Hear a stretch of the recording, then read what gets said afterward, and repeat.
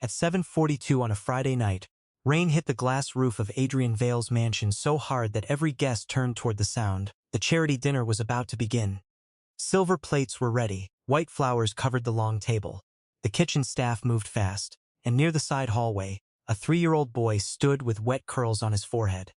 His name was Noah. In his small hands, he held a red toy fire truck. His mother, Elena Brooks, worked as a maid in the Vale mansion. She had told Noah to stay in the staff room with his coloring book, but thunder scared him. So he ran out to find her. Vanessa Cole, Adrian Vale's fiancée, saw him first. "Why is that child here?" she snapped. Elena rushed forward. "I am sorry, Mom. He got scared by the storm." Noah looked up at his mother. "Mama, the sky is too loud." A few guests softened. Mrs. Clara, the old housekeeper, placed one hand on her chest. But Vanessa did not smile. She looked down at her white dress. There was a tiny brown mark near the hem. Noah's wet shoe had brushed against it. "You ruined my gown," Vanessa said. Elena lowered her head. "I will clean it right away." "It was not your dress he touched," Vanessa said. "It was mine." Noah stepped behind his mother's leg. Vanessa bent down until her face was close to the boy's. "Bad children do not belong at rich people's dinners," she said. Noah did not cry. He did not scream. He just hugged his red fire truck to his chest. "Remember that truck. It matters later." Elena reached for him. "I will take him back now." Vanessa stood and blocked her. "No, you go clean the hallway. I will handle." Elena hesitated. "Mom, he is afraid of storms." Vanessa's eyes went cold. "And I am afraid of servants who forget their place." Elena's hand shook. She needed this job. She needed the small room behind the laundry. She needed the money for Noah's medicine, so she stepped back. Vanessa took Noah by the wrist and walked him toward the terrace door. "Please," Noah whispered. "I want Mama." Vanessa opened the door. Rain blew in. Then she pushed him outside and locked the door behind him. Inside, no one saw it, but upstairs, Adrian Vale had just opened the security camera feed on his phone. Before that night, Elena Brooks had lived in Adrian Vale's mansion for 4 years and 7 months. She was 28 years old. She worked 6 days a week. She woke at 5:15 every morning. She cleaned the East Wing first, then the library, then the guest hall. She did not complain. She did not ask for extra help. Noah was her only child. He had a small bed in the staff room. He kept 3 shirts folded in a blue drawer. He had one favorite toy, the red fire truck his mother bought from a second-hand shop for $2. He called it Brave Truck. Every morning, Noah drove it across the laundry floor and whispered, "Go save people." Elena always smiled at that.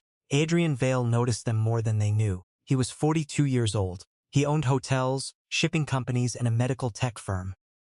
People called him cold because he spoke little, but his staff knew the truth. Adrian saw everything. He noticed when Elena skipped lunch to send money to her sick mother. He noticed when Noah coughed during winter. He noticed when Elena patched the same black shoes 3 times instead of buying new ones. One afternoon, Adrian found Noah sitting near the library door with his toy truck. "What does that truck do?" Adrian asked. Noah looked up. "It saves people." Adrian nodded. "That has held the truck out. You can hold it, but be careful. It is brave." Adrian took it gently. For a moment his face changed. He looked younger. He looked like a man remembering something. Elena hurried over. "Sir, I am so sorry. He should not be here." "It is fine," Adrian said. "He is not breaking anything." Vanessa saw that moment from the stairs. She did not like it. To everyone else, Noah was just a child. To Vanessa, he became a problem. She had been engaged to Adrian for 3 months. The ring on her finger was worth $100,000. She liked the cameras. She liked the parties. She liked being called the future Mrs. Vale. But she did not like how Adrian spoke softly to Elena. She did not like how Noah made him smile. Have you ever seen someone hate kindness because it was not meant for them? That was Vanessa. She did not attack at first. She watched. She waited. She smiled when Adrian was near, but when he left the room, her voice changed. And Noah was the first one to feel it. Vanessa's cruelty started small. The first week, she told Elena to stop bringing Noah near the main rooms. "This is not a daycare," she said. The second week, she threw away Noah's coloring pages because they were messy. The third week, she told Mrs. Clara to remove the small chair from the staff kitchen. "He is getting too comfortable," Vanessa said. Elena tried to stay quiet. She told herself rich people had rules. She told herself Vanessa would calm down after the wedding. She told herself the job mattered more than pride. But Noah noticed children notice what adults try to hide. One morning, he asked, "Mama, why does the pretty lady look at me like I did bad?" Elena swallowed hard. "You did nothing bad. Then why?" Elena had no answer. That same day, Adrian returned early from a meeting. He found Elena cleaning the dining room while Noah sat in the corner, silent, holding his red truck. "Noah's quiet today," Adrian said. Elena forced a smile. "He is tired, sir." Adrian looked at the boy. "Is Brave Truck tired too?" Noah shook his head. "Brave Truck is hiding."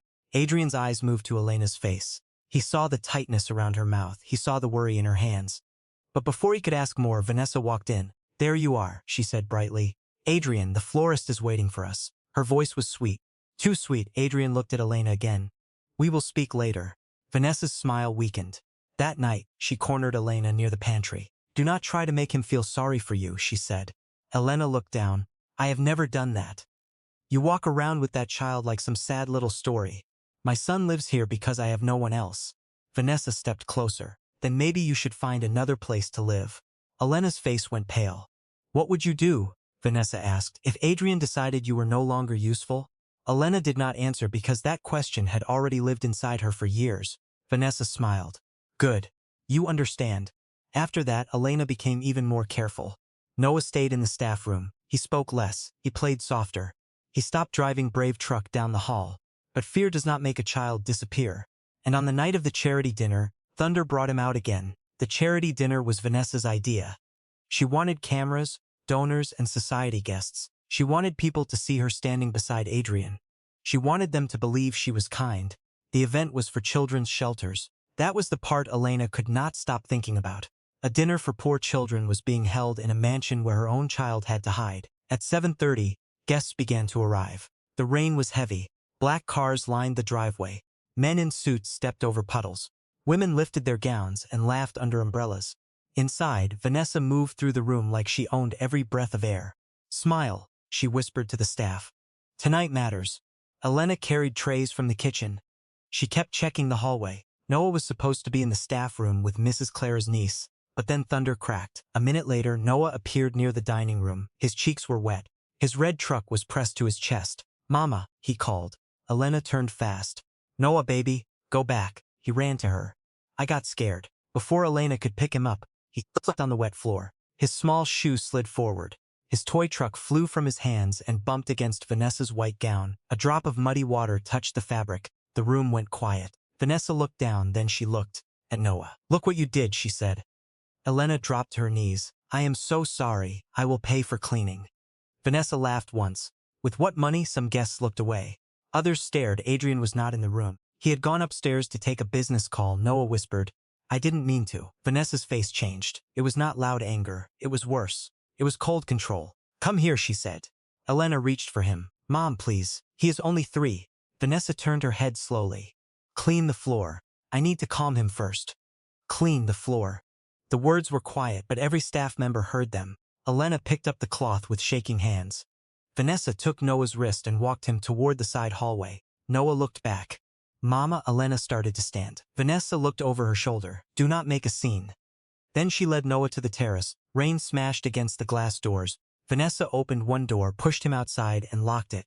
"Now learn," she said through the glass. Then she walked away. Outside, the rain was colder than Noah expected.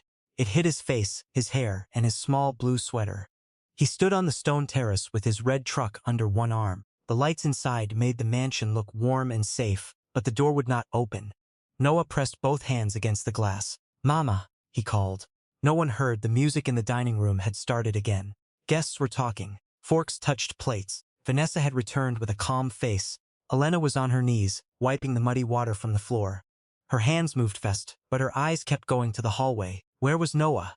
She stood. Vanessa appeared beside her. "Finish cleaning." "Where is my son?" "In the staff area." Elena looked toward the hall. "I should check." Vanessa's voice hardened. "You should remember you work here." Elena's stomach tightened. What would you have done in that moment? Speak and lose your job? Stay quiet and fear for your child? Elena stepped back, but her heart would not calm down. Outside, Noah tried to pull the door handle again. It did not move. Thunder rolled. He dropped his red truck. It landed on its side in a puddle. Noah picked it up and whispered, "Brave truck, save me." His lips began to tremble. He did not understand punishment. He did not understand power. He only understood that his mother was inside and he was not. He saw a small black camera above the terrace light. Noah looked up at it. "Please," he whispered, "tell Mama." At that exact moment, upstairs, Adrian's phone buzzed. He was sitting at his office desk. The business call had ended. He was about to return downstairs when an alert appeared on his screen. Motion detected. Back terrace, 7:46 p.m. He almost ignored it. Then he saw the small figure on the feed, a child in the rain alone. Adrian sat up straight. He tapped the video. Noah's face filled the screen. His hair was soaked. His hands were shaking. His red truck was pressed to his chest. Then Adrian watched the recorded clip from 3 minutes earlier. He saw Vanessa open the door. He saw her push Noah outside. He saw her lock it. Adrian did not shout. He did not throw the phone. He just stood so quickly that his chair fell backward. Then he ran. Adrian Vale had built his life on control. He controlled meetings. He controlled companies. He controlled rooms full of powerful men who wanted his money. But when he saw Noah outside in the rain, control left his body. His heart pounded hard. His hand shook around the phone. He ran down the private stairs, 2 at a time. Mrs. Clara saw him pass the second floor and gasped, "Sir?" He did not stop. Downstairs, the charity dinner continued. Vanessa stood near the donors with a glass in her hand. She was laughing. That laugh made Adrian's jaw tighten. He crossed the hall fast. "Elena," he said. Elena turned. "Sir, where's Noah?" Her face changed at once. "I thought he was." Adrian did not wait. He went to the terrace door. Vanessa saw him and stepped forward. "Adrian, wait. The guests are." He unlocked the door. Rain rushed in. Noah stood outside, soaked from head to foot. For 1 second, no one moved. Then Elena screamed his name. "Noah!" She ran past Adrian and dropped to her knees in the rain. She pulled her son into her arms. His small body shook against her. "Mama!" he cried. "I was knocking." Elena held him tighter. "I am here. I am here." Adrian took off his suit jacket and wrapped it around them both. The guests had stopped talking. The music stopped too. Vanessa's face went white, but only for a second. Then she acted confused. "Oh my God," she said. "How did he get out there?" Adrian turned slowly. No one in the room had ever seen his face like that. Not angry in the loud way, angry in the final way. "Do not speak yet," he said. Vanessa blinked. "Adrian, I just asked a question. I said do not speak." Elena looked up from the floor. Rainwater dripped from her hair. "Sir, who locked him out?" Adrian looked at the boy. Noah pointed one small finger at Vanessa. "She did," he whispered. "The pretty lady." A few guests gasped. Vanessa laughed, but it sounded thin. "He is a toddler. He is confused." Noah shook his head. "She said bad children stay outside." Elena covered her mouth. Adrian's phone was still in his hand. He raised it. "No," he said. "He is not confused." Then he turned the screen toward the room. "And neither is the camera." The room went silent. Adrian tapped the screen. The video began. Everyone watched Vanessa lead Noah down the hall. Everyone watched her open the terrace door. Everyone watched her push a 3-year-old child outside into the rain. Then came the worst part. Vanessa locked the door. The video had no music, no dramatic sound, just rain, a child's small voice, and Vanessa's cold words through the glass. "Now learn." Elena made a sound like she could not breathe. Mrs. Clara began to cry. One of the donors put down his glass and stepped back from Vanessa. Vanessa looked around the room. "This is not what it looks like." Adrian's eyes did not leave her face. "Then explain what it is." "He was out of control," she said. "He ruined my dress. He needed discipline. He is 3. He is not your child." Vanessa snapped. The room froze again. Adrian's face changed. Vanessa realized too late what she had said. Elena held Noah close. Noah's small hands were still shaking around his red truck. Adrian stepped closer to Vanessa. "You are right," he said. "He is not my child." Vanessa swallowed. "But he was under my roof. His mother works in my home. He was supposed to be safe here." "Adrian, please. You know I was stressed. The wedding, the dinner, the donors." "No," he said. "Just one word." But it ended something. Vanessa's eyes filled with panic. "You cannot throw away our future over a maid's child." Adrian looked at the ring on her finger. Then he looked at Elena on the floor, soaked and trembling, whispering into her son's hair. "Future," he said. "A future with you would be a house where kindness has to ask permission." Vanessa reached for his arm. "I love you." Adrian stepped back. Love does not lock a child outside in the rain. There are moments when one action tells the whole truth. Not a speech, not a promise. One action. This was Vanessa's truth. Adrian turned to Mrs. Clara. "Call the doctor. Now." Then he looked at security. "Scorecourt Miss Cole to the West Study. She is not to leave with any personal staff member alone." Vanessa stared. "You are embarrassing me." Adrian's voice stayed calm. "You embarrassed yourself." Then he removed the engagement ring from her hand and placed it on the table. "The wedding is over." Vanessa sat in the West Study with 2 security guards outside the door. For the first time that night, she looked small. The white gown that had seemed so perfect now looked heavy. Her makeup had cracked under her eyes. Her hands twisted in her lap. Adrian entered after the doctor checked Noah. Noah had no serious injury. He was cold, scared, and coughing. The doctor said he needed warmth, rest, and monitoring through the night. Elena stayed with him in the staff room. Adrian wanted to be there too, but first he needed to finish this. Vanessa stood. Please listen. Adrian closed the door. Speak. She took a breath. I know what I did looked terrible. It was terrible. You do not understand what I have been living with. Adrian said nothing. Vanessa's voice shook. Everyone watches me. Your family, your staff, your guests. They all wait for me to fail. I came from nothing. Adrian. Do you know what that feels like? To enter rooms where people count your mistakes? Adrian looked at her for a long moment. Yes, he said. Vanessa stopped. My father died with debt, Adrian said. My mother cleaned offices at night. I wore shoes with holes until I was 15. Do not use poverty as a reason for cruelty. Vanessa's mouth opened, but no words came. I was scared, she whispered. Elena made me feel like I was losing you. Elena works here.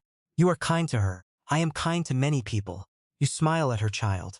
He is a child, Vanessa began to cry. I thought if I made them leave, everything would be normal again. Adrian's face stayed firm. Normal for whom? She wiped her face. I made a mistake. No, Adrian said. A mistake is spilling water. A mistake is forgetting a name. You made a choice. Vanessa sank back into the chair. Can pain explain bad behavior? Sometimes. Can it excuse hurting a child? Never. Adrian stood. You will leave this house tonight with your brother. My lawyer will contact you tomorrow. The charity board will receive the security footage if you try to lie about what happened. Vanessa looked up. You would destroy me? No, Adrian said. You did that when you locked the door. He walked out. In the hallway. He stopped for a second. The staff room, he heard Noah coughing. Then he heard Elena whisper, You are safe now. Adrian closed his eyes. That was the only sentence that mattered. The next morning, the rain had stopped. But the house did not feel the same. News of the incident moved quickly through the staff. No one shouted. No one celebrated. They were too shaken for that. At 8, Adrian called every staff member into the dining room. Elena stood near the back with Noah in her arms. He wore dry clothes. His red truck sat on the table in front of him. The paint had chipped on one side from the terrace floor. Adrian looked at everyone. What happened last night was my failure too, he said. Elena looked up. Adrian continued, I allowed someone into this house who treated staff like they were less than human. I missed signs. I will not miss them again. Mrs. Clara nodded slowly. From today, Adrian said, no staff member will be threatened for protecting a child, a parent, or themselves. If anyone in this house feels unsafe, they come directly to me or Mrs. Clara. Then he looked at Elena. You and Noah will move from the laundry room to the East Guest Cottage. Elena's eyes widened. Sir, I cannot accept. You can, Adrian said, and you will still be paid. Your position here is secure. Elena's lips trembled. Why would you do this? Adrian looked at Noah. Because a home is not measured by its chandeliers.